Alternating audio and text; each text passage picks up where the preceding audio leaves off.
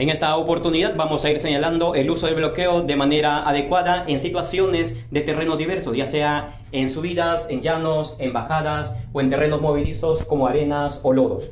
Quédate hasta el final del video para ir conociendo el uso correcto de la suspensión según el terreno que vayas recorriendo. Si todavía no te has suscrito, te invitamos a que te suscribas a este canal y active la campanita de notificaciones para que estés al tanto del contenido nuevo que subimos cada semana.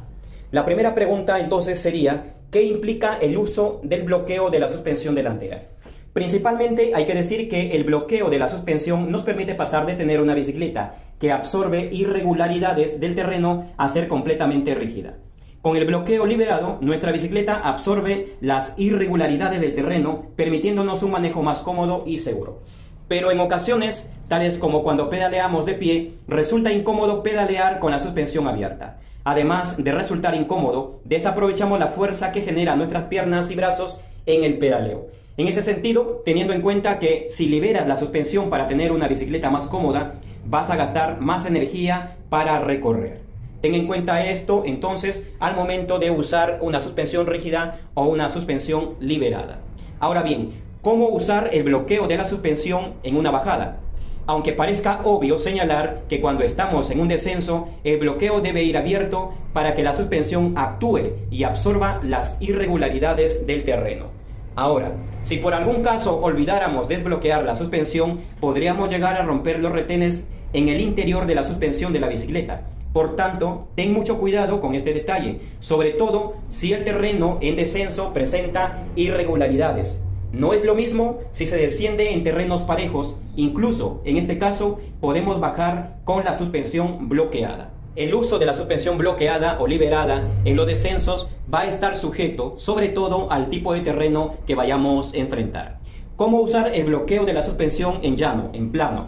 En caso estemos recorriendo en zona llana, el uso de la suspensión está sujeto a dos criterios.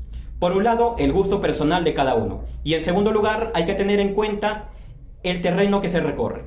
Si está demasiado accidentado, tal vez nos obligue a ir desbloqueados, y sería lo aconsejable.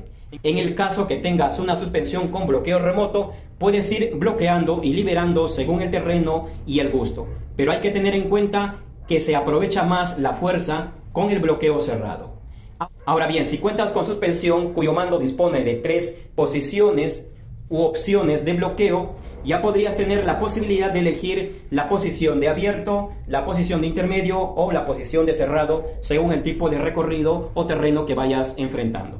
Si cuentas con ese modelo de suspensión con 3 posiciones de bloqueo, será una gran ventaja a la hora de enfrentar los diversos tipos de terrenos y vas a aprovechar al máximo la energía que vayas invirtiendo en el pedaleo.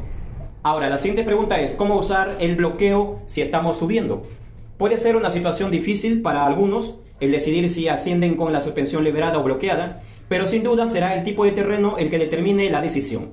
Si el terreno no presenta un exceso de irregularidades, la opción clara será ir bloqueada, ya que vamos a aprovechar la fuerza de nuestros brazos y de nuestras piernas al máximo.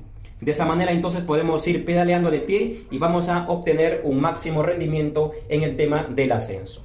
La siguiente pregunta sería: ¿cómo usar el bloqueo de la suspensión si vamos a enfrentar terrenos donde hay arena o barro? En terrenos inestables o movedizos o resbaladizos, como los bancos de arena o barro, en este caso, si el terreno es inestable, movedizo o resbaladizo, como los bancos de arena o el barro, la recomendación es bloquear la suspensión, porque vamos a pedalear más cómodos y vamos a ir más rápidos en la bicicleta si tenemos la suspensión totalmente rígida. Por ello, bloquear la suspensión es lo mejor si sabes que vas a enfrentar o atravesar largos bancos de arena o caminos embarrosos. De esa manera vas a aprovechar al máximo el rendimiento de tu bicicleta. El pedaleo, en ese caso, se va a volver más sólido y más firme al no interferir el movimiento de la suspensión, lo que mejorará la relación entre la velocidad y la tracción para superar más rápidamente el obstáculo del terreno que vas enfrentando.